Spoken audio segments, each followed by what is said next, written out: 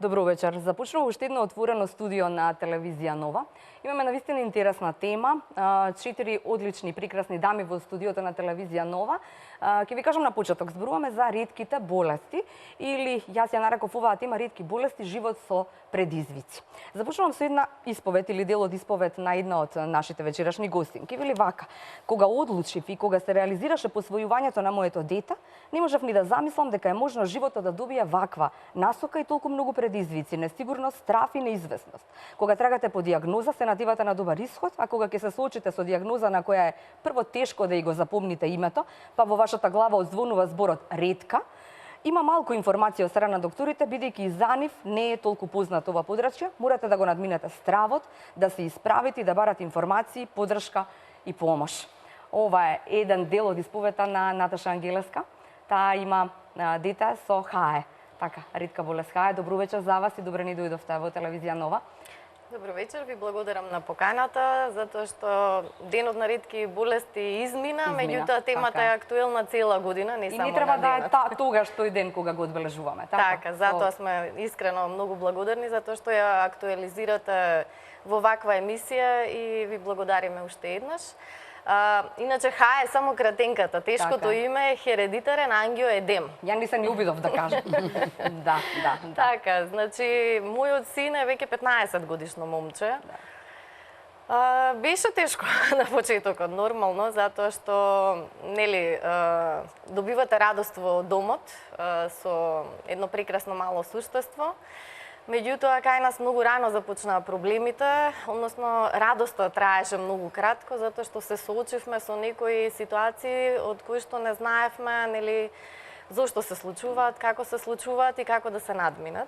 Значи, голготата на ретка болест може да трае долги години прво за да воспоставите диагноза. Тоа е најтешката веројатно работа. Тоа е најтешкиот чекор, затоа што, например, оваа болест често се поистоветува, односно се меша со некои други диагнози, например, алергиски реакции, ревматизам и слично, затоа што се манифестира со отоци, кои што подсетуваат некогаш на убод на инсект, некогаш има болки во стомакот, значи кога има отекување на внатрешните органи, се јавуваат симптоми на слепо црево, клиничката слика е таква, со јаки болки, па дури и на ехо кога се гледа не е јасно, нели, зошто е тоа отекување настанато. Може ли само да ве прекинам овде да ги представиме сите гостинки, па продолжуваме натаму. Важи со приказната, да. Добро вечер и за Весна Алексовска. Ви сте председател на Сдруженијето, граѓанското сдружение Живот со предизвици. И самата сте, човек кој што има ретка болест. Ќе ни кажете ли кој беше вашиот предизвик, да се фатите во предизвикот да ги научиме сите дека не е баш така лесно и едноставно и дека треба јавната свест да се подигне и сите ние да гледаме напред? Па не беше лесно ни за мене, прво да си признам дека имам една ретка болест, затоа што го живеев животот како да немам, како да не постои истата, затоа што беше и тешко да ја искажеш истата. Никој не ти верува, не се гледа на тебе дека си болен, се чувствува, знаеш дека си болен, но тоа не се гледа и многу такви ретки болести и не се гледаат на тебе, но длабоко во себе знаеш колку се трагични, знаеш колку губиш енергија, колку ти е слаба крвта, колку ти се кршливи куските, колку ти се зголемени органите, дали можеш да земеш воздух или не. Значи сите болести си земаат свој данок. Она што ме натера да направам здружение и да покренам иницијатива беше една жена од Холандија, Марица, која има болест на Помпе.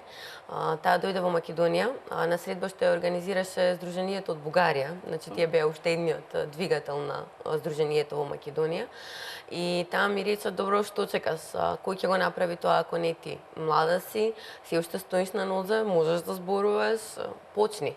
Потоа ќе добиеш друга помош. И тоа ме натера да почнам. Значи тоа беше жена која можеше да го движи само вратот и која беше со боца кислород на себе, али тоа не сметаше да шета низ цел свет и да ги поддржува пациентите и да ги поттикнува, да ги мотивира едноставно да се борат за своите права и за својот живот.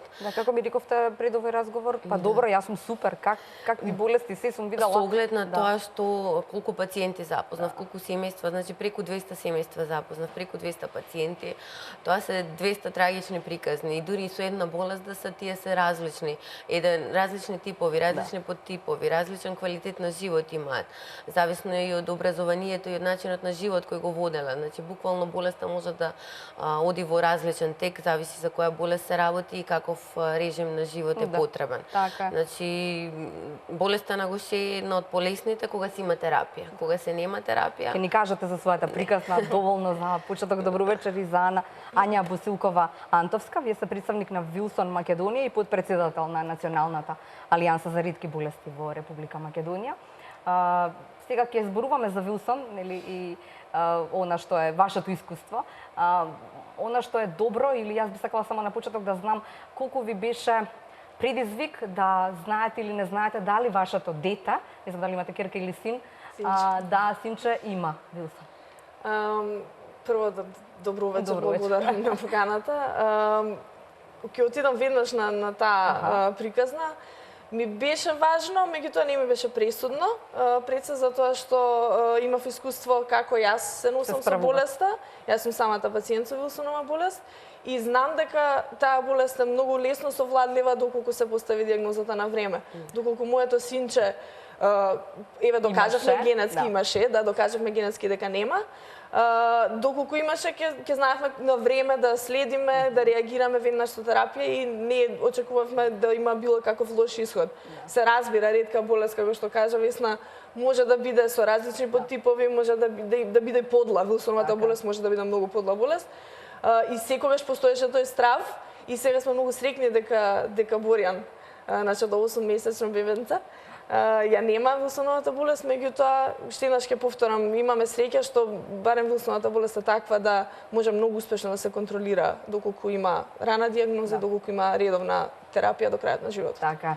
Имаме уште многу време за муавет. Добро вечер и за доктора Спазија Софијанова. Вие сте председател, овој пат како председател на Комисијата за ретки болести. И само на почеток ќе ве прашам, дали мислите дека медиумите, како што е нашиот, имаат доволно слух, да речеме за една ваква тема? И на Наташа и реков пред овој разговор, нели, знаеме во какво општество живееме, нели ли какви се сите тие табуа кои што се појавуваат пред нас, па особено кога ќе кажеме тоа се, не знам, 1 на 3000 луѓе и така натаму, е добро да за него ако нема лек, па тоа е 1 на 3000. Мислите ли дека 1 на 3000 не значи, мислам, не треба да значи ништо кога се работи за болести, кога се работи за човек, веројатно секој човечки живот е важен. Прво, добро вечер. И морам да ви кажам дека јас од пат, само што слетав од авион доаѓам тука, но тоа укажува на честа што ми укажа овие 3 прекрасни дами, да јас бидам дел од ова дружење вечерва во кое независно колку пати сум учествувала и била и ваш гостен и на други телевизии, ова ми е посебна чест и задоволство да бидам вечерва тука со нив, бидејќи јас ја чувствувам мојата маленкост и ја изразувам во исто време јавно. Како председател на Комисијата за ретки болести, мојата улога беше огромна, меѓутоа нивната големина и нивното особено за себе што ја носат целото нивно минато или историја и она што го кажувате вие болест, јас би ја рекла болест, ретка болест и навистина сега веќе говориме, можеби прв пат вака и толку јавно ќе проговориме и треба да говориме. Идната недела е недела на децата од Даунов синдром, кои се поклопува и со мојот роден ден. Јас посебно имам чест заради тоа што се чувствувам како дел од можноста да помогнам не само на тие деца и на многу други кои ги имаат овие проблеми и кои само треба да бидете во нивната кожа. А јас имав прилика да дружам со сите да речеме вака, кои водат одредени издруженија, бидејќи се ретки и се посебни и секој од нив има своја посебна етиологија, патологија, презентации, лекови, терапии, така натака. Ама како лекар, ние моравме да се здружиме и ние лекарите овој пат, да направиме комисија, како што велите, често пати комисијата може и да направи дополнителни компликации, меѓутоа ние овој пат знаевме за што се работи, ја препознавме нивната болка, така да ја наречам, или ја верувам дека нема да се наоѓа наутот и ќе ги одберам зборовите бидејќи заслужуваат многу повеќе и реков зборам со мојата маленкост овој пат, а не како професор на факултет, не како директор на клиника или председател на комисија, зборам како човек кој во нив препознал нешто од кое треба да се одгледуваме сите ние понатаму и затоа сме тука и затоа направивме еден голем чекор и во оваа држава, овозможувајќи колку толку сепак еден степен нагоре во однос на оно што тие го заслужуваат, а тоа е да имаат навремено терапија, колку што можеме да направиме и многу други работи за кои ќе говориме. Да, сакав да ве прашам уште нешто само за почеток. Како доктор, со која беше првата ретка болест со која што вие се соочивте? Или дали Ја гледате, да.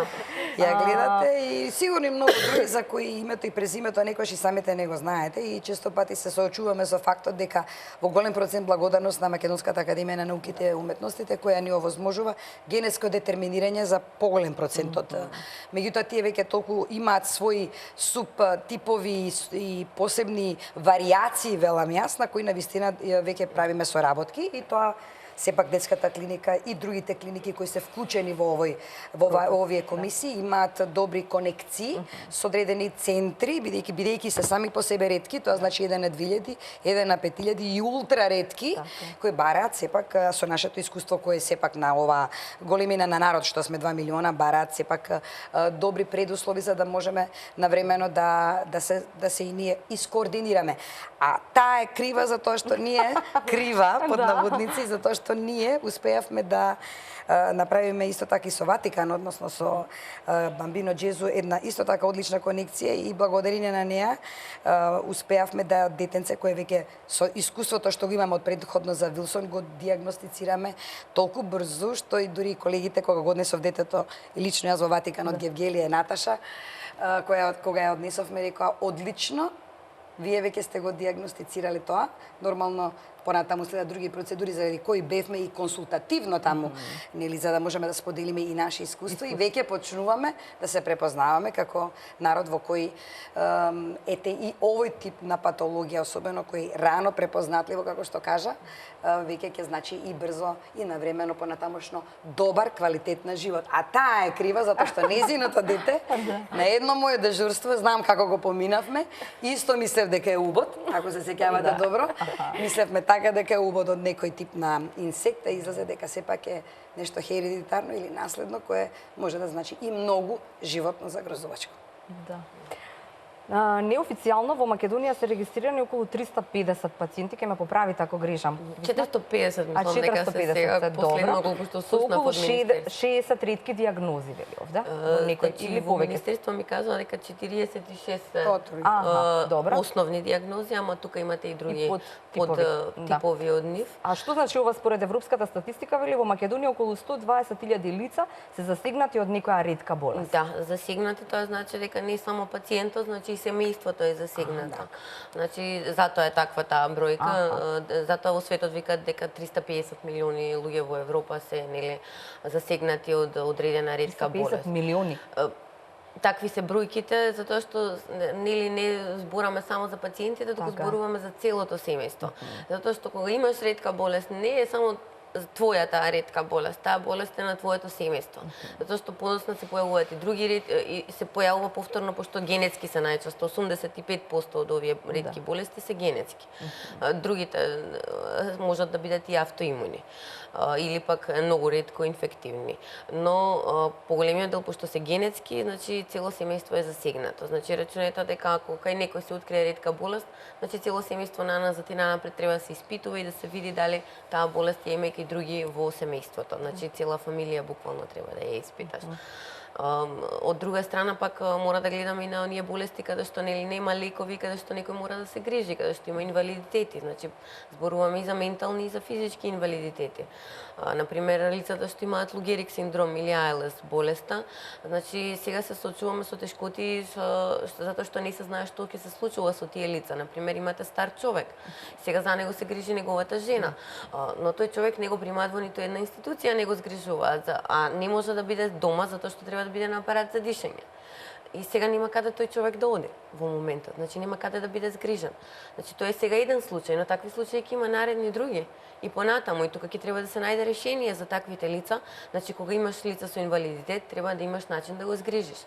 Или за лица кои пак можат да се движат и да работат, а имаат инвалидитет, треба да има некаков вид на асистенти. Затоа што не секој од нас има некој да се грижи за него. Значи, ние сме среќни што имаме семејства кои се грижат за нас. Но што со оние кои немаат семејства да се грижат за нив, кои немаат никој околу нив? Што останува за нив и за нивната иднина? Како ви рекоа или кога прв пат ви диагностицираа болеста? Па имав 7 години. Моите родители тоаш не ми кажаа дека имам, нели, болест. Докторот им кажа дека имам болест на гуше и дека најверојатно ќе умрам во наредната година-две. Така им кажа, баш така. Баш така, да. Прекрасно. Ги приплаши. Имавме среќа, тогаш беше жив уште Ѓорѓе Ефремов, тогаш може направија некоја соработка, па и се испратија материјали генетски во Холандија, па вратија материјали назад за болеста, дека има тип 1, тип 2 дека и баш тип 3. не се умира за една година. Па од тип 2 се умира за една година, но со тип 1 и со тип 3 се живее, иако во тип 3 има исто и невролошки симптоми, во тип 1 нема невролошки симптоми за среќа една. Така да тогаш дознаа дека има и терапија, но дека терапијата тогаш чинеше околу пола милион евра годишно, што беше невозможно за нив. Пола милион? Да. Мислам, тие веќе правеа планови како може и што може да продадат све, али сватија дека тоа ќе биде за една Само за една година, а понатаму што ќе биде, затоа што тоа е нешто што треба доживотно да се прима. Значи тоа беше шок за нив, она што можеа да го направат е да ги преведат материјалите и да ги дадат на докторите со цел да ги информираат и другите пациенти, значи да им се даде правата информација на пациентите и семејствата да не се плашат. Покасно ми соопштија, прво ми кажуваа дека сум малку посебна, дека сум малце слабокрвна и нежна, буквално тие зборови се користеа, понежна си ти, немој толку да трчаш со другите деца, немој толку да си играш, затоа што нели имаше страф од скршеници, имаше модрици кои се појавува од нигде никаде. Че не смеевте да се гушкат? Тоа дојде покасно во животот, затоа што болеста напредуваше, затоа што без терапија болеста напредува. Значи прво се зголемува слезината и црниот дроб. Хемоглобинот паѓаше, тромбоцитите паѓа и понатаму веќе почна да оди во коските. Така да на моите 20 години јас имав едно 4 скршени ребра од гушкање буквално. Едно ми е од маш ми, едно од сестра ми. Така, мислам дека и после потоа се пазев едноставно, кај немој да ме гушкаш силно. Љубиме нежност, вика тоа, така? Нежното дете. Мислам, повторно се вратив на тој момент да бидам нежното дете, али тогаш сватив дека морам да ги земам конците во своји раце и дека морам да најдам начин да се стигне до терапија. Сватив дека не сум ни единствениот пациент, дека има и други пациенти. И на тој начин, како критични пациенти, како пациенти кои живеат во една земја како Македонија, каде што лековите за ретки болести не беа достапни таа 2009 година, успеавме да добиеме донација од Genzyme компанијата, која донира низ цел свет преку ICAP програма, односно таму имаме програма за помош за достапност на лекови во земји каде што нели не може да не се купува тој лек и не им е достапен на пациентите. Уште првата година имаше страшни подобрувања и за 2 години јас веќе бев нов човек, буквално. Значи, со терапија... Смеете се да се гушкат? Да. Не, па инаку нема се да смеам ни да раѓам, нема се да можам да имам нормален живот. Животниот век ми беше прилично скратен. Значи, да, нема да умрам за една година мавето, да, но немаше да доживеам многу години и тоа ќе беа неквалитетни години, години во болка, години во кревет, години во болници, а тоа не е живот. Тоа е живот кој не се посакува, особено кога има лек. Кога знаеш дека некој во Србија, дека некој во Косово го прима, дека некој во Бугарија го прима, а си тука во Македонија и го немаш. Не можеш. А толку близко, а толку далеко. А тука е, на дофатна рака. И сега, од 2015 натаму државата обезбедува лекови, така да се надеваме дека ќе оди сева најдобар тек и дека ќе продолжи да се обезбедува на време на терапијата. Мора да оди сева, нели Јања?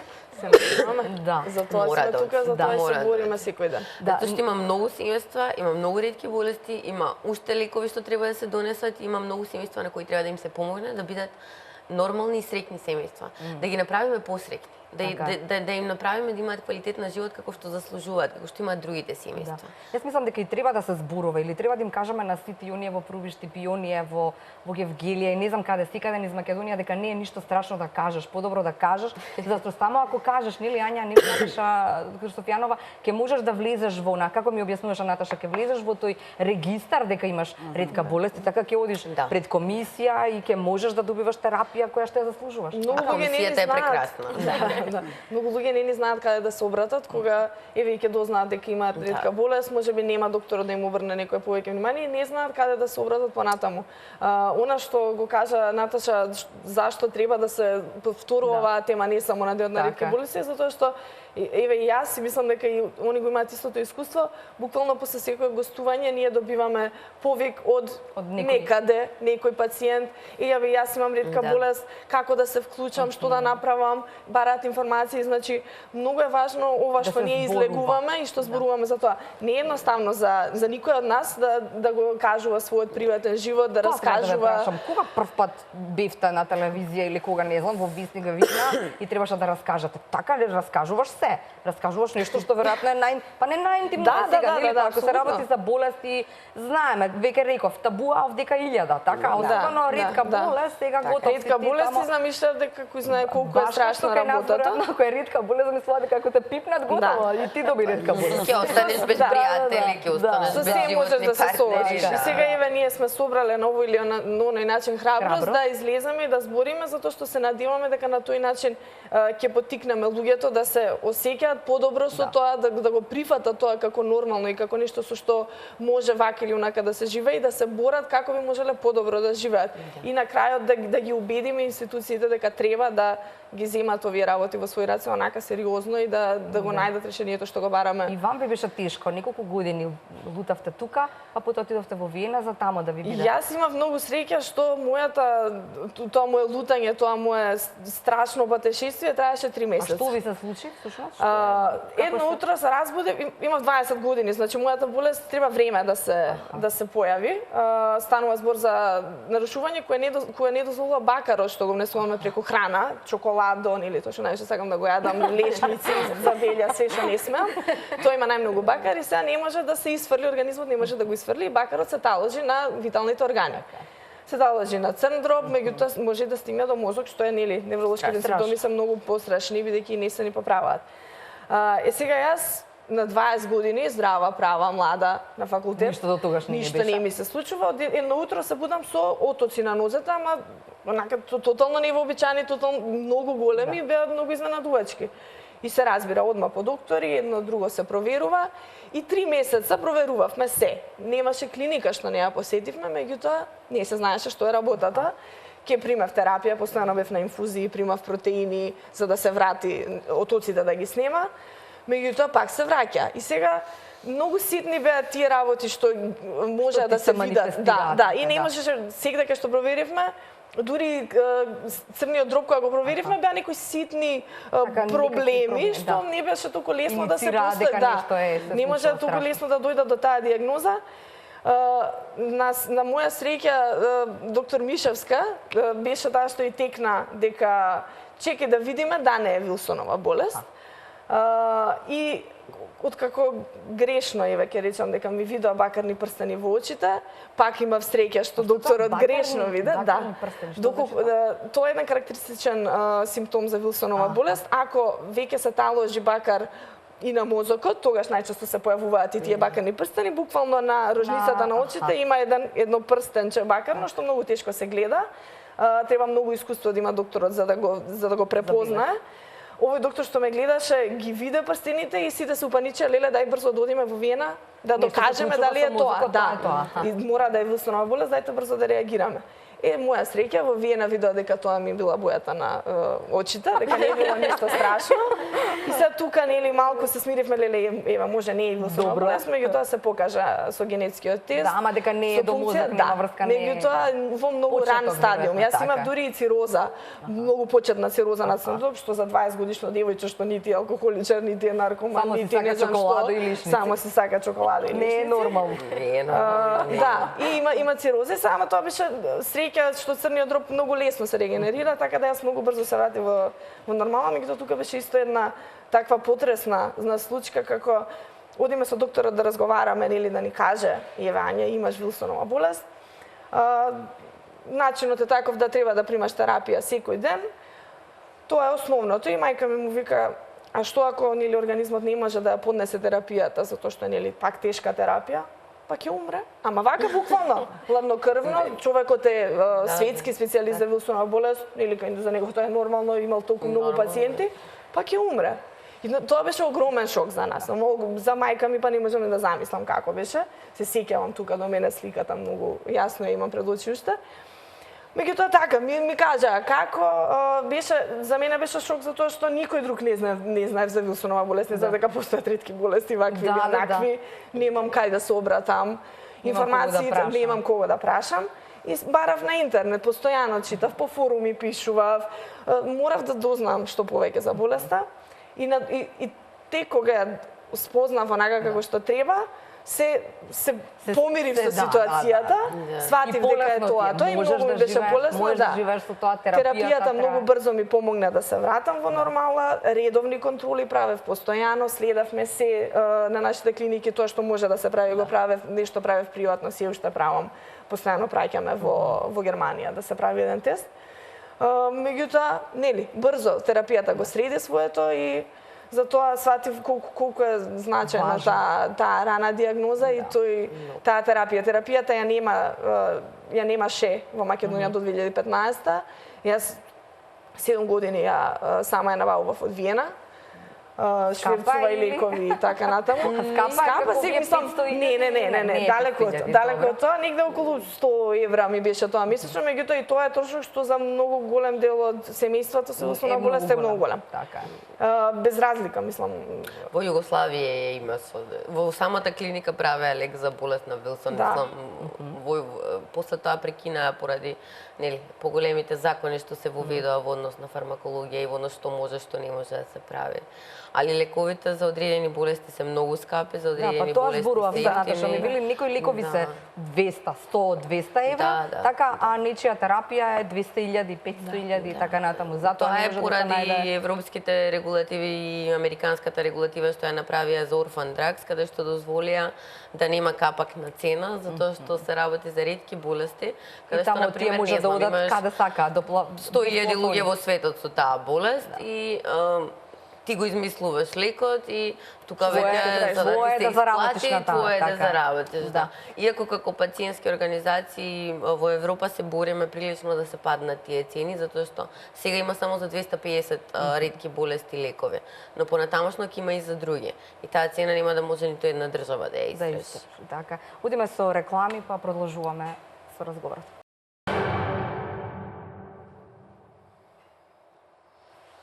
Да, продолжуваме на нашата вечерашна тема ретки болести или живот со предизвици. Доктор Софијанова, мора ве прашам или да им кажеме на сите оние, јас споменав еднаш, два пати, три пати, ќе споменам уште 10 пати во отворено студио, се со цел да им укажеме на сите оние Ања Велико што ќе се јават, да не само се јавуваат, да пишуваат, да сакаат да се каже или да се зборува за нивната ретка болест, за да не се соочуваат со проблемите со кои што нели се соочувале до тогаш. Што треба да се направи за да нели тоа регистар, па влегуваш во регистар или како вели Наташа, има тоа книга или се води книга за дневник за секое болно дете, како да кажам, ајде така да. Мислам дека за се, а и за ова посебно е прв пат вака практично зборуваме и отворено говориме и сакаме да ги охрабриме граѓаните на Република Македонија таа табу мисла и помисла дека нивното дете е нешто посебно, да ја раздвижиме малку во еден позитивен правец да и преку овие позитивни примери.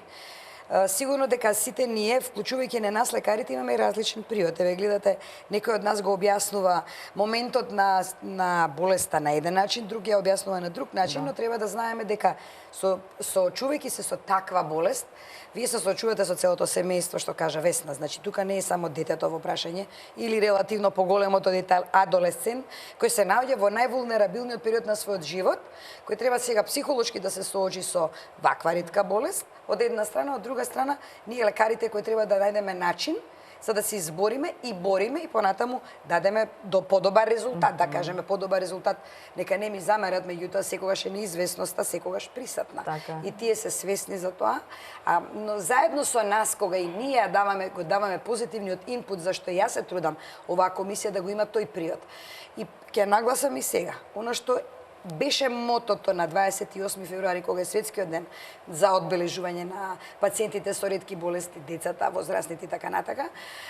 Тоа е, значи, рушење на тој табу, кажување дека животот со предизвик е можен, бидејќи овие две прекрасни дами, вклучувајќи ја Наташа тука, имаат деца, што значи дека веќе го надминале периодот на можноста или неможноста, нели, да сепак формираат семејство, да се видиш во еден нормален живот, нели, ако може така. Одењето во тој нормален живот. Формирањето на оваа комисија, овозможувањето на лековите да дојдат на оваа територија сепак е за навистина за охрабрување и јас сепак ќе останам скромна во делот што навистина го направиме, ќе оставам на нив да го кажат колку се задоволни или не. Тоа е пореално од колку јас било што да кажувам. И тука би ги пофалила сите колеги кои работат на детската клиника пред се, бидејќи тука е клучното. Македонската академија на науките и уметностите, каде што ги правиме дополнителните дијагнози. Клиниката за хематологија, клиниката за неврологија, клиниката за реуматологија. Значи тоа се еден мултидисциплинарен приод и тим на луѓе кои одлучуваат понатаму, кај пациентите, кај кои се уште енигмата постои. И јас однапред априори за овие 2 години период колку што функционираме, се извинувам на оние кои не сме стигнале до крај да го овозможиме или да ги регистрираме сите, бидејќи во дел понекогаш постои период на кој и на нас ни треба време. Ние се составуваме, одлучуваме, ги ставаме во тој регистар и во оваа прилика морам да кажам сепак и нешто добро, а тоа е да мојата пријателка, бидејќи јас дел од мојата специјализација направи во Словенија во Клиничкиот центар Љубљана, колешка моја, има дете кој има спинална мускулна дистрофија, односно атрофија, една од поретките болести исто така, за која минатата година, крајот на декември, FDA го одобри лекот како што Весна го прима, така и за овие пациенти, или ервиназа, тоа е еден исто така ензим кој што веќе, значи, го одобри за да може и тие дечиња кои што се практично во количка да имаат можност да станат, бидејќи веќе ги гледавме и дел од резултатите што ги покажуваат земјите каде што веќе почнало тоа да се применува, вклучувајќи ги Соединетите американски држави. Чувството за тоа дека постои нешто такво веднаш ми го пренеса. Чувството кај мене дека и ние треба да бидеме и во регионот можеби први да го донесеме овој лек постои. Мене колешката ми се од Словенија, знаејќи ги амбициите и на луѓето околу мене, ништо сам човек не прави, само заеднички може да направи, овозможи да јас се почувствував прв пат толку многу да од Словенија ми се јават и да ми кажат: "Ја реци нам, спазе шта ќе уради со овим леком да доđет у Македонија, jer смо чули да правите напоре за тоа." Значи, стануваме веќе препознатливи во делот околу пробивањето и носењето на овие можности и предизвици да станат вистини реалност. И тоа ќе го направиме, иако можеби некогаш ги губиме битките, тоа се извонредно тешки и комплицирани случаи. Но тоа не значи дека ние никогаш. Мислам, тука веќе тоа е расчистена работа. Сакам уште нешто во оваа пригода. Слушаат на Наташа, не дека сме овде само жени, имаме и двајца мажи во студиото и таму во режијата, да. Но ми се чини дека силината на мајката, на жената воопшто не може, или се граничи со, не знам дали лудило е вистинскиот збор или нема збор кој што би ја покажал. Да речеме Наташа и незиниот случај, само ми зборува за тоа дека сите ние како мајки веројатно себе направиле за своите деца. Така и сите мајки прават се за своите деца. Но кога ќе се соочиш во миг кога знаеш дека, нели, се открило и знаеш дека има лек, нели? Тогаш е светот каде? Нема крај, нема. Месечината би била близко. Sky is the limit, велат, нели? Американците, јас сепак во оваа прилика ќе искористам можност и ќе кажам дека има и татковци, еве ќе го споменам. Тука Александар, верувам се слуша и се гледа, тоа нели председател на Сдруженијето за децата со низок раст, кој беше и вас гостин и кој што е исто така голем поборник и за своето и за останати деца кои имаат проблеми со низок раст, а тоа исто така влегува во дел каде има потреба од субституција на овој хормон кој исто така е доста скапи, кој влегува во делот синдромите каде што исто така влегуваат во ретки болести и еден вид терапија која навистина многу помага и во тој дел ми правиме напори да го имаме секогаш на време, тоа е веќе нешто што постои и тука се носиме со светот. Значи, ако тој хормон за расти, ако е скап лек, одеше во специјален буџет на детската клиника и ќе остане како таков на детската клиника, а да не ја забораваме, цистична фиброза, која исто така е ретка болест, може би една од почестите ретки болести и која што сепак претходно уште имаше чувство оваа држава, па имавме и ние специјален буџет, па ги финансиравме во одреден период. Сега тоа направија центар, еве се издигна во еден степен погоре, че направија центар за цистична фиброза во Институтот за белодробни болести, каде ќе можат навистина да се здружуваат, да разменуваат искуства, да се лечат и така натака, да се малку издвоени во однос на тоа, да не се мешат и со други дечиња, бидејќи сепак постат многу ризици кога и третманот го примаат и лековите ги примаат, и тоа е исто така долга тема за разговор, меѓутоа и честитам да тоа здружение, бидејќи навистина го направија тој напор и останува сега под Институтот за белодробни болести како нова институција каде направи свој центар, а нас не мотивира да направиме центар за ретки болести. Нешто што мислам со Весна го споделив, а и сигурно со нив и сега го споделам со јавноста. Имав прилика минатата година да бидам гостинка во Бугарија, Република во Бугарија, во Пловдив, каде што Румен Стефанов му бев гостинка и каде што бев во центарот за ретки болести. Знаете како, медицината е прогресивна наука. Јас како директор на детска клиника, значи работиме со нешто што е навистина посебно. Ние сепак во патологијата која не е секојдневна, ќе се издвојуваме полека и тоа е транзиторниот период на клиниката за кој сме и ја имаме улогата и тоа е едно од начините за кој разговарајќи и вечерва и сега еве и отворено повикувам кон тоа да најдеме место каде што ќе можеме да го сместиме овој центар, каде што ќе можеме ние како што гледаме светот, ние конзилијарно би можеле да учествуваме како консултанти таму, секој по својата патологија. Јас и така и се запознавам со ретките кондиции. Јас никош нема да заборам Марија, која е мој пациент со цистична фиброза, која што дојде на интензивната негитерапија уште јас кога бев помлад лекар, малце помлад лекар, значи пред многу години, и кога практично спасивме од животно загрозувачка состојба и свативме дека се работи за генетски детерминирана болест. И така натака, значи, колку порано, толку подобро, ама убаво би било да направиме еден центар за пациентите да можат и лековите да ги имаат на едно место. Сега тие се дистрибуираат на детската клиника како, да речам, место на кое што ќе може доаѓа од Министерството за здравство и тука неприкосновено мораме да го споменеме. Јас тука би ја спомнала и Рашела која многу ни помогна.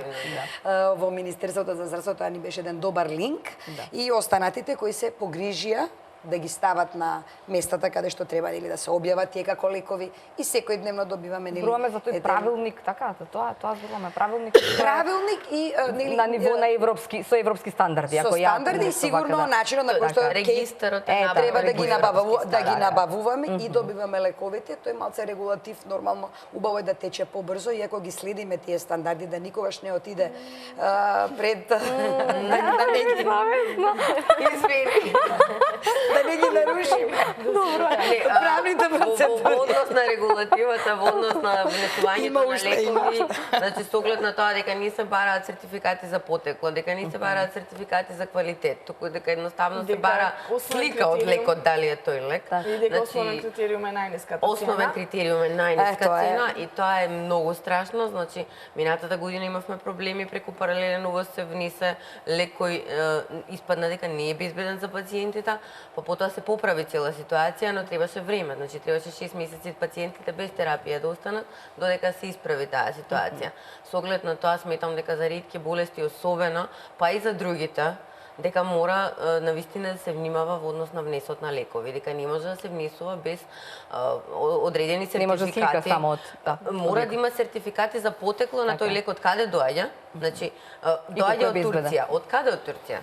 Доаѓа од Германија. Од каде од Германија? Значи, ме интересира точното место, точното од каде му е потеклото.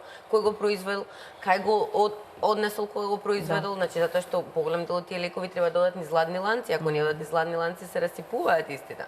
Значи не може туку така да се внесуваат лекови од каде било и за што било, затоа што цената им била пониска таму, а не вамо. Значи мора да се има некакви си стандарди. Идејата е дека мора да има точна регулатива за сето ова што се случува. Јас ќе го спомнам тука, би сакала да кажам дека ВС Македонија направи едно истражување за пациентите со ретки болести, го насловивме дека пациентите со ретки болести се невидливи пред законот. Значи Муабетот е дека едноставно во ниеден од законите кои што нели ја третираат оваа тема на здравствена социјална заштита на лицата со ретки болести, никаде де факто не е објаснето Се како што треба. Се како што треба. Или не се влизани пак така како што вие ретката мислите. болест е објаснета како таква, ниту пак постои категорија на лица со ретки болести како што постои лица со инвалидитет, лица со попреченост, лица со бубрежни заболувања, пример, кажувам, што постои во законите. Буквално среќни што значи има една комисија на доктори која буквално работи без никаков надомест, за да ги регистрира Затоа што пациентите, сака да ги погледна помести пациентите, работите. за да ги помести работите чекор напред. Буквално што има човек како Рашела во министерство која ги поместува работите во однос на регистарот.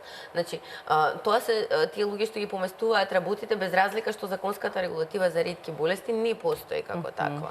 Сега нас не треба на овие контакти, овие луѓе, нас за многу од нашите случаи живот значат буквално. Многу ни значи соработката што имаме со сите овие луѓе, меѓутоа тоа што ние постојано апелираме е дека мора овој начин на работење некако да се регулира, да се стави во една рамка. Тоа што ние го заклучивме како искуството од другите земји и препораките на Европска комисија е дека треба да се има барем национална стратегија за ретки болести која ќе ги регулира сите овие аспекти, од регистрација на самите пациенти во регистар, од регистрација на лекови, сираци и иновативни лекови. Самата комисија која постои, која работи, во ниеден закон, во ниеден подзаконски акт не е онака регулирана како што треба.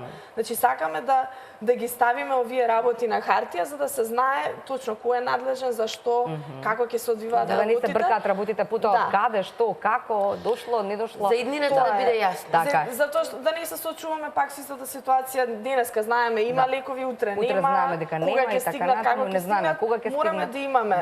И само што ова би сакала да кажам, значи таа национална стратегија значи многу и ќе објасни голем дел, најголем дел од работите, меѓутоа тоа зашто треба да се фокусираме и што треба да произлезе од стратегијата е и закон за ретки болести каде ќе бидат дефинирани главните Сите работи, основни работи и еден убав опис на еден таков центар за ретки болести за да тргне работата од таму. Како што треба со сите работи И кои тука што ќе вие ги пратам имате. апел до пратениците во идното собрание кога тогаш се надеваме дека ќе се состави, да го имаат и ова прашање на ум, дека треба да го дискутираме и дека треба да се реши. Дојдеме на јавна расправа. Да, се надеваме дека ќе сакаат да разговараат со нас на оваа тема, Знам за да дека ќе немаат, каде ќе морате да подпишете.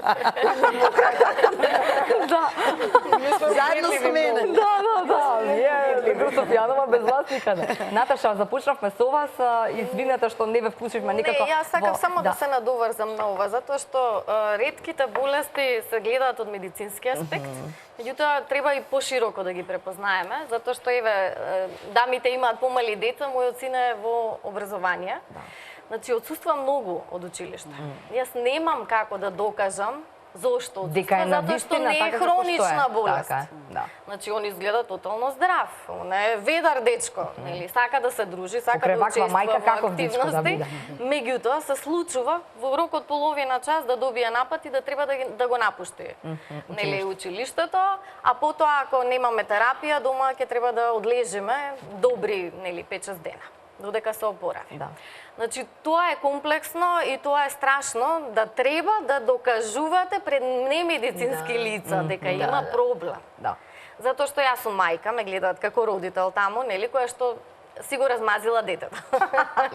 Така тоа е, значи. Да. Не дека сум го заштитувам, не дека сакам да му навистина е така. помогнам. Да. И често пати благодарение нели на докторите од клиника праќаме дописи, нели официјални, за да има документација. Јас ги разбирам луѓето. Покритие од образование. Да, во образование, затоа што тие изостаноци треба нели да се оправдаат на одреден начин.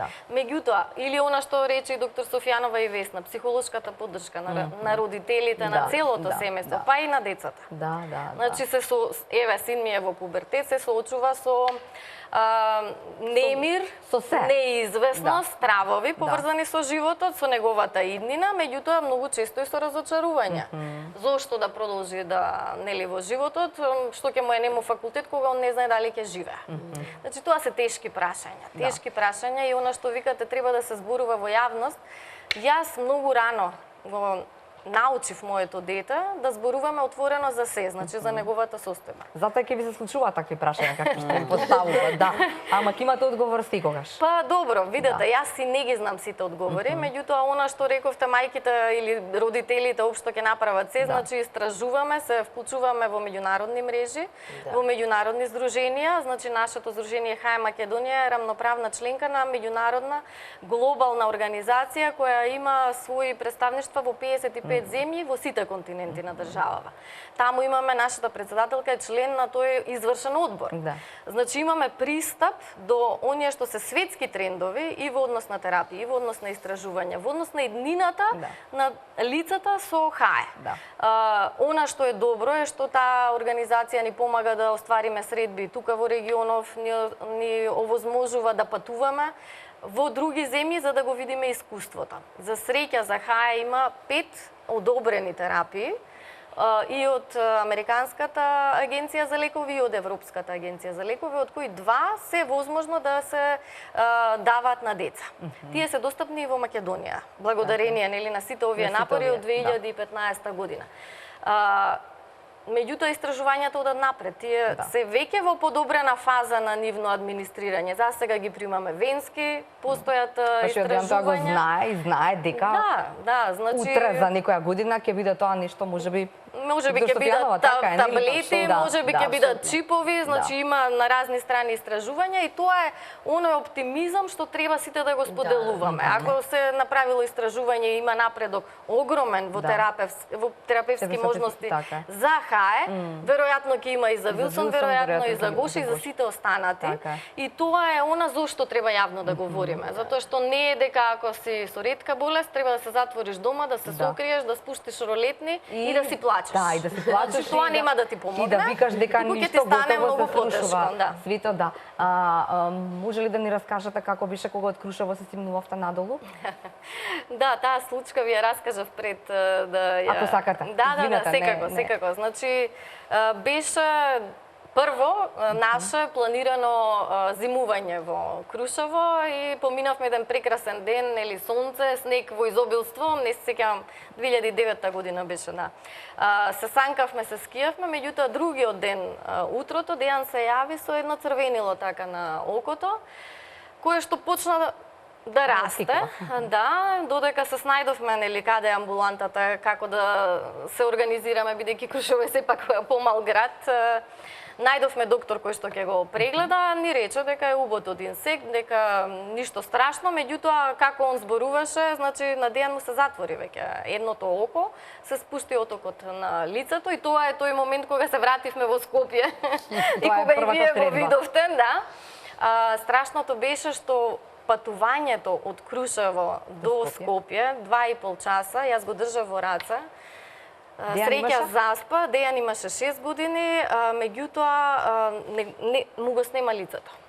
Значи, буквално го гледав како постепено отокот се движи, значи му ги снема очите, немаше нос, немаше лик. И беше страшно искуство. Јас подоцна разбрав дека е многу опасно, значи ако отокот се пренесеше на грлото, дека можеше да дојде до загушување или потреба од трахеотомија и слично. За среќа се задржа на тој дел, меѓутоа траеше опоравувањето добри недела дена, кога тој беше свесен, меѓутоа не гледаше и тешко дишеше. Немавме терапија, го третира со свежо смрзната плазма која што си носи своји ризици, подоцна кај него правеше и дополнителни компликации. Не е адекватна терапија за болеста, меѓутоа барем ни даде една иницијална каписла благодарение на сите доктори од детската клиника да истражиме што се случува. Добра. Значи требаше да настане таква тешка клиничка слика за да дојдат тие истражувања за да се утврди точната дијагноза. И нели за моја среќа набргу потоа јас веднаш се одлучив да излезам во јавност. И тоа сакав да ја прашам, не премислувавте, не се колебавте дека треба ли да раскажам, не треба ли да раскажам, кому ова ќе му значи нешто или ќе му значи или некој? Мене би беше важно да најдам дали има други луѓе со кои што ќе можам да барам, да споделам и да барам помош за моето дете и затоа решив да излезам јавно. И за моја огромна среќа, нели најдов дури на други луѓе со истата дијагноза, сега сме заедно во Здруженијето ХАЕ Македонија. почнавме да се организираме, нели, кога можеме на телефон, кога можеме по социјалните мрежи, затоа што нели секој од нас си работи, си има други обврски, ја запознавме Весна и така настана овој, да речам, прогрес од 2009 кога постоеше програма, започна нели да постои програма за ретки болести, кога имаше многу минимален ограничен буџет, се третираат 2 дијагнози, 3 дечиња, ние баравме да бидеме дел од сето тоа. Меѓутоа знаевме дека државата има ограничувања. Значи нормално е, се бараа решенија во тоа како да се подобри. Сега тоа не е лесно, значи благодарение на Весна истражувавме какви се можни решенија постојат насекаде во светот. Имавме предлози до Министерството безброј, нели, за формули како да се осигура фонд од кој што ќе се купуваат овие не толку ефтини лекови. Значи јас ќе спомнам, нашата терапија е на месечно ниво, некогаш може да биде само 600 евра, тоа е една ампула. Кај син ми, за жал, во овој период потребите се 4 ампули. Тие 4 јас не ги добивам од програмата затоа што се дозволени само 2 месечно. Меѓутоа јас знам дека ова што почна, дека само ќе се подобрува. Не може да се случи, нели, да се вратиме на некои минати времења, токму заради ова јавно говорење, заради поддршката, заради отвореноста на луѓето во комисијата. Затоа што знаете, за се е потребен отворен ум, а ако имате слух, затоа што има доктори, нели, кои што викаат, ама вие не сте, нели, доктор, не сте медицинско лице. Секаде во светот за ретките болести викаат дека треба да го сослушате пациентот. Тој најдобро си ја познава состојбата и тој ќе ви помогне за да му помогнете вие нему.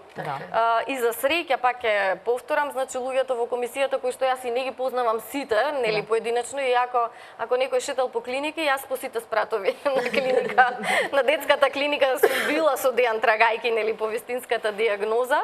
И Дејан ги ословува и докторите по име, и сестрите му се, нели, тетки. Тоа ни е едно семејство со кое што ние живеевме додека немавме терапија, затоа што често престојувавме таму. Меѓутоа е убаво да видите дека тоа не се само луѓе во бели мантили, туку дека се луѓе. Пред се луѓе кои што сакаат да помогнат и кои што, еве, јас пак ќе повторам, значи оваа комисија работи волонтерски, а не им е лесна работата. Значи нивната работа е потешка од комисијата која што одлучува за набавка на лековите, сигурна сум. Кои што имаат еден критериум да задоволат, ниска цена, а оваа комисија треба да обезбеди таков интердисциплинарен пристап и толку истражувања да спроведе, особено за дијагнози кои што прв пат ќе ги чуеме или ретко сме ги слушнале, во медицинските книги не се ни толку застапени, нели, кога се студира. И тука сме ние, тука сме ние како здружение, еве барем нашето здружение пред 2 години направи еден караван низ државите во Македонија. Ние ги повикавме, низ градовите, ние ги повикавме матичните доктори да присуствуваат, да слушнат кои се можните симптоми. Така, па тоа е најважно, веројатно. Затоа што не секој може да дојде до детска клиника. Кој кафе патот додека, нели, од кај да тргнеш. Тешките случаи секој стигнуваат до детска. Да, ама додека се изоди. Да не дојде до тешкиот случај. Благодарение на овие луѓе што ги гледате вечерва тука и на сите председатели на здруженија по посебните проблематики, да не ги набројувам, веќе дел кажав, дел не ни можам да ги споменам, но доволно веќе знаат дека сите со посебно испочитување заеднички го стигнавме до еден дел. Далеку сме од уште погоре, но сме до одреден дел стигнати и морам да кажам дека јас и како председател на педиатриското здружение оваа година на првата педиатриска школа што организиравме во Република Македонија, ќе организираме и прва балканска школа, бидејќи ни се додели улогата.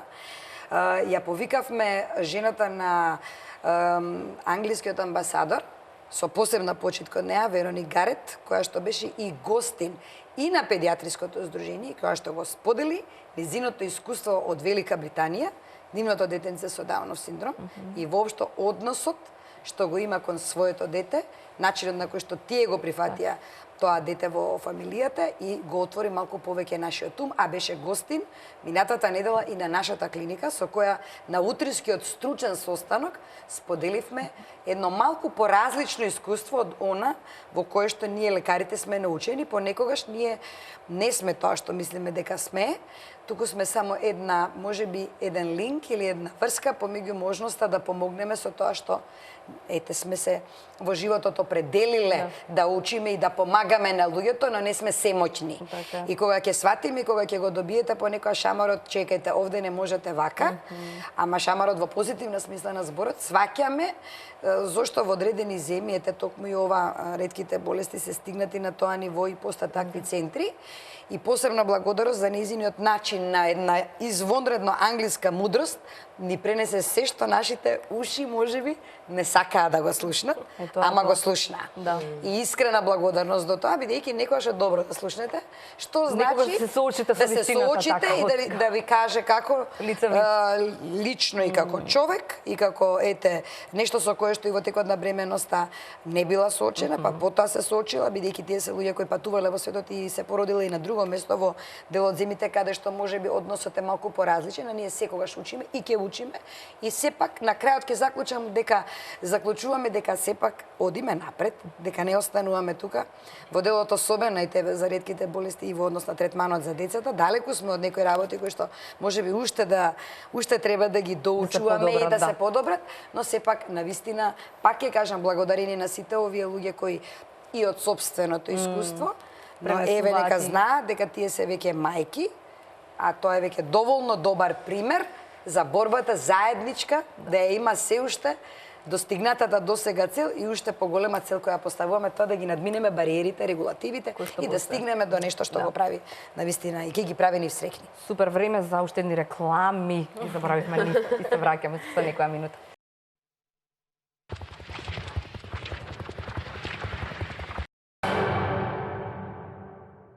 Имам уште неколку минути само до крајот на ова отворено студио. Знаев јас дека ќе немаме време за да кажеме се, нели, што е дел од приказните на овие прекрасни дами овде вечерва. Ретки болести, живот со предизвици. Не дека секој од нашите животи не е со предизвици, ама веројатно вашите животи имаат многу поголеми предизвици. Сакам да ве прашам што со оној денар кој што требаше да се слева, да речеме, во од секоја продадена кутија цигари во Република Македонија? Од истражувањата што се направија и од буџетот што го видовме за програмата за ретки, значи буџетот моментално е 3,5 милиони евра беше минатата година, а она што ни беше ветено беа 6 милиони евра, така да ќе си ги бараме тие 6 милиони евра и ќе го бараме тој денар, затоа што моментално испаѓа дека е 0,5 денари, што сметаме дека е неправедно, затоа што... Вие баравте 2. Па ние може и 3 да побараме, не е проблем. Не мора да бидат ни цигари, може да биде и алкохол, може да биде и брза храна. Значи сепак треба нели здраво да се храниме и здраво да живееме, сепак тие производи треба да поскапуваат. Знам дека секако дека во буџетот на Македонија има многу работи што треба да се направат во Македонија, но не треба да се заборави на иновативните лекови, затоа што иновативните лекови штедат на други работи. Значи човек што има добра терапија, не мора да седи во болница, нема да има денови во болница, некој да седи со него на лекар цело време, нема да зема денови од работа, ќе оди на работа и ќе заработува и ќе плаќа данок. Биде работоспособен и така натаму. И неговото семејство ќе може да работи без да се грижи за тој човек. Што значи дека и се троши, но и се заработува од една страна, така да иновативните лекови треба да бидат присутни. Мислам да тоа ние зборувавме дека дури лековите за рак, затоа што многу малку лекови иновативни за рак се присутни. Од 70 лекови во Македонија еден има. Сега одобри уште 5-6, во однос на ретките ракови исто нема одобрени лекови што можат луѓето да ги примаат. Баш имаме 2 пациенти кои се на миелодиспластичен синдром кои се на донација. Значи како тоа го решаваат луѓето од Европа од светот? Во однос на тоа, како некој им помага или како се сливаат парите, како се сливаат во никакви фондови. Или сега, нели, сите што не гледаат, веројатно ќе кажат, ама и таму има злоупотреби, отишле парите вамо, отишле парите онаму. Ова е една студија споредбена што ја направивме, значи внатре има анализи, буквално во секоја земја што се прави за ретките болести. Значи ги зедовме земјите од регионот за да не бидеме алчни да речеме еве Германија ќе ја земеме или ќе се споредуваме со Данска, не барам тоа да го правиме во никој случај. Значи направивме споредбена анализа со Бугарија, со Србија, значи со нашите соседи, со Хрватска. Значи за да видиме тие што прават. Значи реално на пример во Србија се земаат пари од лотаријата. Во Хрватска исто има посебен засебен фонд за рак, засебен фонд има за ретки болести. Значи тие сватиле дека треба да ги поделат работите затоа што очигледно е дека цената на лековите не е мала и дека ракот е посебен предизвик, ретките болести се посебен предизвик. Значи требаат такви посебни фондови. Но сега се тие земји дел од Европска унија и Бугарија и Хрватска, значи кај нив лековите како се добруваат во Европа, така стигнуваат и кај нивните пациенти. Што значи дека кај нив веќе каде грижата за тие лекови веќе не е веќе грижа. Значи во контактите што ги имав сега со Сдружение од Словенија, значи малку се насмеав и им реков извинете, ама јас нема да учествувам во ова затоа што тие сака ние да учествуваме во некој си проект каде што ние ќе се обидуваме да им подобриме квалитет на живот со не знам, буквално одмор за пациентите да се организира. Што ни на крај памет не ми текнало да организирам одмор за пациентите или некој камп за деца да организирам со ретки болести затоа што си уште се соочуваме со проблемите. Со други проблеми, основни проблеми. Чека социјалните услуги, чека образованието на овие луѓе. Значи, овие пациенти се уште се соочуваат со моментот дека тие мора да одат пред комисија за да земат некој посебен додаток.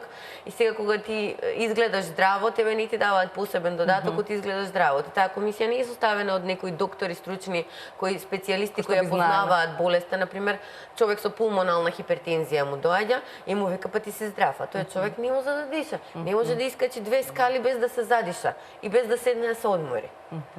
И тој има хронична болест која е навистина тешка.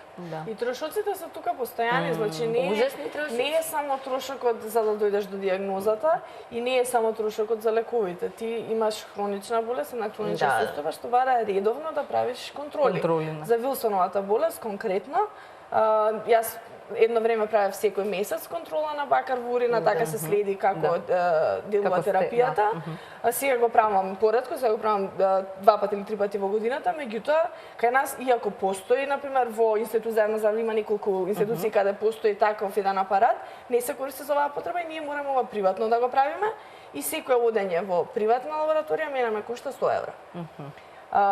Сакам да кажам, и тоа се трошоци што ги имаш постојано. Постојано и постојано. И сега кај имаме ретка болест, кај имаме постојано трошоци, на никој начин, болеста е невидлива и таа комисија не може да ти дозволи тебе да ти помогне во сите тие во таа финансиска незавидна состојба. Има многу работи кои остануваат да се решат. Само кажете ми, ќерка имате? Јас имам ќерка, да. Ќерката има?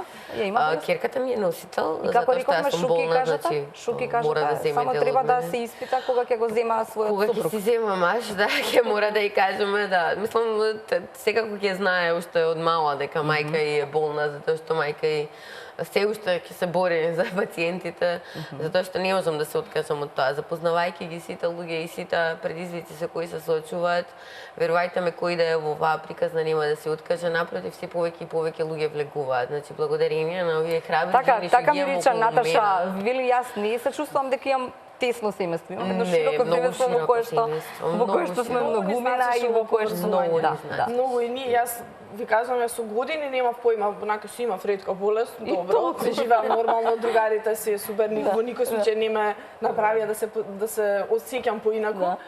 И кога дознав дека има алијанса, има други здруженија за ретки болести, некако кога се запознавме сите, се стана многу подобро, затоа што многу е полесно кога имаш со кого да се споделиш приказната. Сите се имаме специфични приказни, меѓутоа имаме многу заеднички работи и многу е полесно кога можеш со некој да го споделиш тоа, многу е полесно кога заедно зборуваш за проблемите, кога заедно се застапуваш за некаква промена.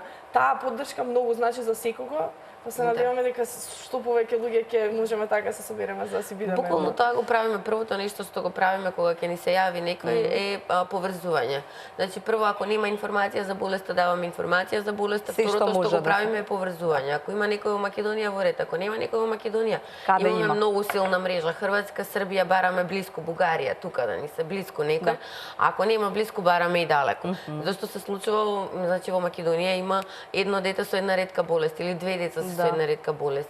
Значи Мора да се истражува мора и да се бара. истражува, мора да се поврзуваат луѓето. Да. Значи, само да не заборавам, ние сме благодарни на министерот Тодоров дека ја прошири програмата и дека имаше слух, затоа што тој е првиот министер, мислам дека што седна на маса со 16 здруженија за ретки болести, заедно со Фондот за здравство и не изслуша сите од еден до последен, да кажеме за проблемите и за лековите и го направи овој чекор да ја зголеми програмата. Ама ние уште ќе го туркаме и понатаму да ја зголемува, затоа што имаме уште деца. Еве го ова е Јане, ова е детето со спинална мускулна дистрофија. За кој што зборавме. Она што лекот треба да го донесеме овде Што треба да стигне за спинална мускулна атрофија. Заслужуваме сите, заслужува и тој. Секој заслужува да, доколку постои лек, истиот да го добие. Значи, ако може нешто да ти го подобри животот, тоа нема цена. Така Да е. бидеме искрени. Ако ти кажат ќе умреш утре, ако не го имаш ова, што ќе направиш? Ќе направиш Мораш да го се да најдеш отидеш. тоа. Така. Нема друго. Како сте запишале под една своја фотографија по некое гостување на социјалните мрежи, вели во борба, во борба, во борба. Така, нели? Да. И јас така ќе го завршам ова отворено студио, ќе ви заблагодарам и знам дека оваа ваша борба ќе продолжи натаму и се надевам дека после ова отворено студио на телевизија Нова ќе се јават многумина, многу мајки, многу луѓе со ретки болести и ќе се проширува само семејството. Инаку вие сите сте од различни организации кои што заедно се собраа во Националната алијанса за ретки болести на Република Македонија. Тука е комисијата за поддршка и сите во борба продолжуваме. Така, ние сме отворени како телевизија Нова, секогаш со нешто што треба да се раскаже, сме тука.